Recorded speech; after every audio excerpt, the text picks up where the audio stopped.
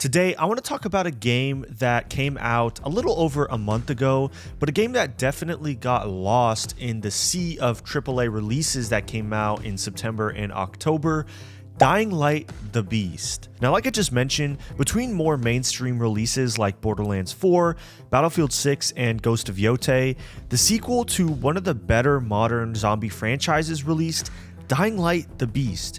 And in terms of what the game sets out to accomplish, it hits the nail on the head for damn near everything. The setting and the world is dreary but gorgeous, and the environmental storytelling is off the charts. The gameplay is fun, difficult, and engaging, and the story, albeit simple, still pushes the game along really well and keeps you wanting to find out and play more. So let's talk about Dying Light: The Beast, all its systems, features, and gameplay, and why Dying Light: The Beast is absolutely not a game you should overlook. Before we begin, if you like this type of content, make sure to hit that like button and please consider subscribing to see more content like this. We are on the road to 1,000 subscribers. We're only a little over 100 subscribers away. Clicking that subscribe button really helps me out, as well as clicking that like button. Also, I got provided a review copy by Techland for Dying Light: The Beast, so thank you to Techland for providing me a review copy. But now, back to the video. First, I want to talk about this game's world. Now, Dying Light: The Beast is set in a Eastern European town known as Castor Woods, and let me tell you right now, this world is both gorgeous and terrifying. Dying Light: The Beast does a fantastic job of depicting what a decrepit European town would look like if a zombie apocalypse were to break out. Houses, buildings, roads, tunnels, and everything about the way this game depicts this town feels just so real. For a game like this that really relies on the look and feel of a world to be immersive, environmental storytelling is a crucial aspect that developers have to use. If you want the world to feel run down, but still beautiful, with nature reclaiming bits and pieces of the world, you have to go above and beyond to add those bits and pieces of storytelling to really make a lifeless world like this feel alive. And I think Techland did a fantastic job of doing this. There isn't much variety to the world, and the world itself isn't the largest open world you've ever seen, but the density of the city, the random interior spaces you can enter, and just the overall feeling of handcraftedness in this world really does shine through. On top of that, the way you interact with this world is also really solid. Almost every building you see that's present in the world is climbable in some capacity. This isn't like Assassin's Creed, where the extent of parkour in the game is flicking the left stick up and watching your character climb the building. In Dying Light: The Beast, you really have to think about where you're going to go, what jump you're going to make next, and how you plan on traveling through the rooftops to stay above the hordes of zombies below. It adds a level of complexity on how you approach any encounter or how you can get away from zombies if they're too overwhelming. And look, while I enjoy the concept of this parkour system, I personally found it a bit too jank. Now look, I get it. This parkour system does require skill, and as you level your character up, you can make parkour a bit more fluid, and I absolutely am not that good at the parkour, but too many times I felt as though I had to cheese my way through certain parkour scenarios, or that me turning the camera a certain way caused my character to do something he wasn't supposed to do, or jumps that I thought I could make ended up not being able to be made. I just had too many issues like that to where I could say my experience with the parkour was flawless. But at the same time, that's kind of the point with the parkour.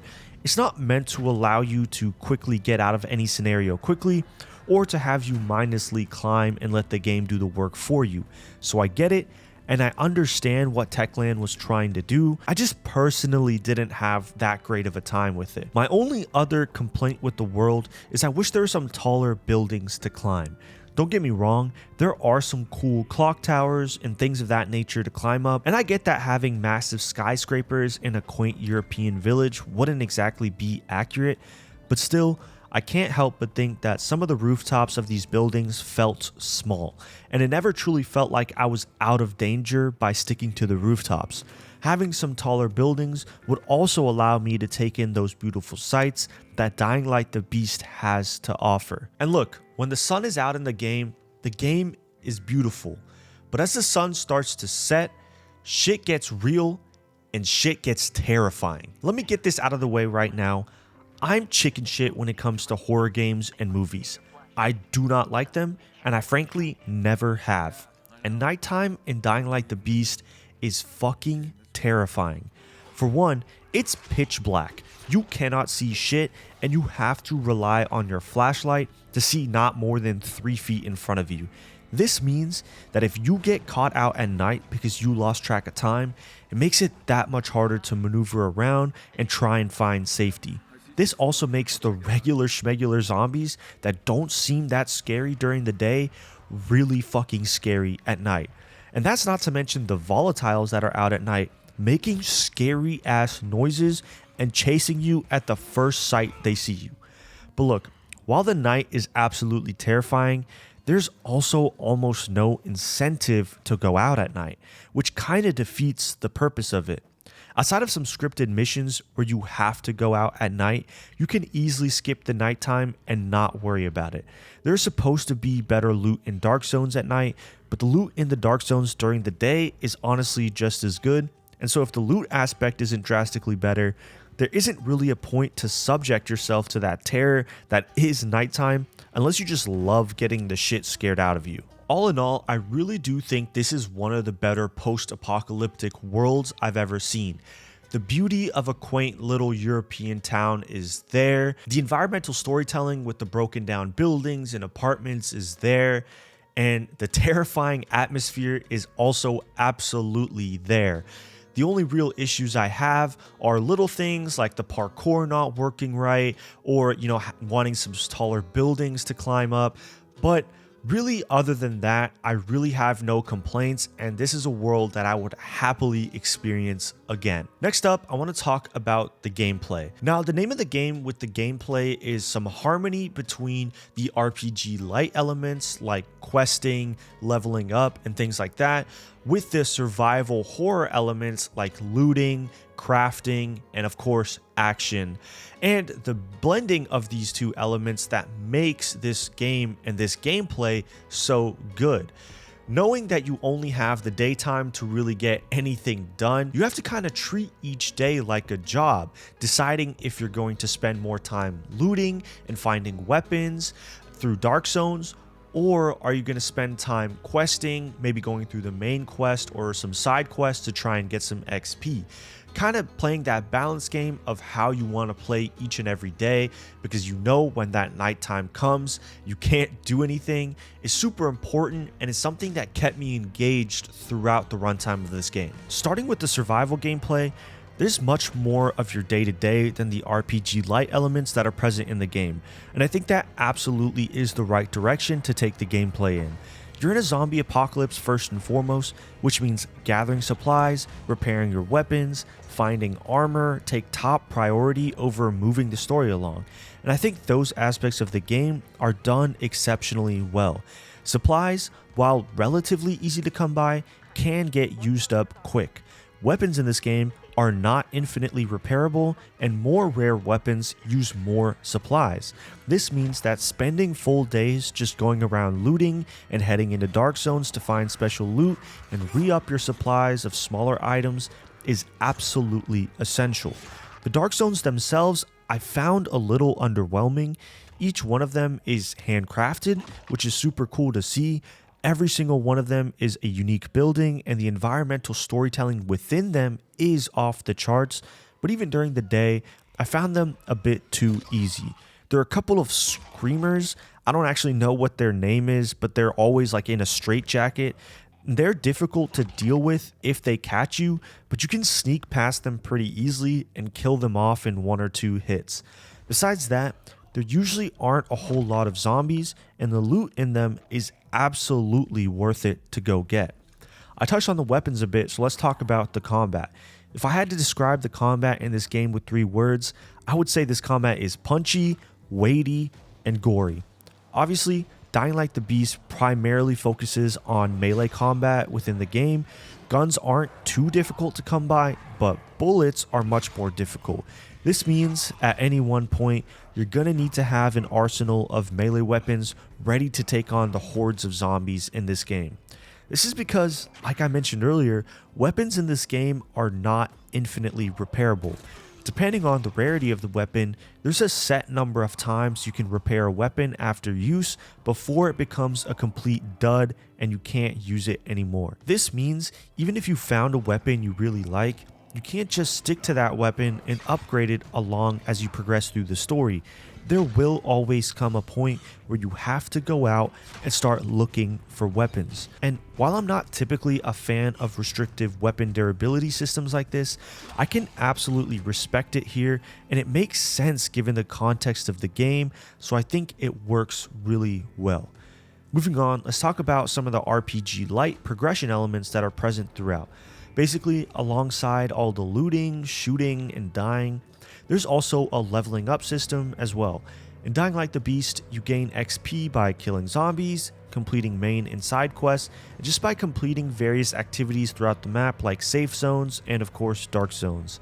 At night, you gain double XP, but to me, there still wasn't really enough of an incentive to go out at night and complete things in the dark. I was still leveling up at a decent pace without nighttime. On top of this, dying in this game is not just a simple restart at a save point. Every time you die, you lose a good chunk of XP you had from leveling up, so it's absolutely crucial you try and limit the amount of times you die throughout the course of this game. Once you level up though, there are two skill trees that you can take part in. The first one is the normal upgrade path where you can get abilities like smoother falls, better parkour, being able to kick zombies, etc. But there's also the beast upgrade path, and you can only get skill points for this path by killing chimeras across the world. Chimeras are essentially boss fights and are special zombies with special abilities. Most of these are done through the main story, so you'll have to play that to get a lot of these upgrades.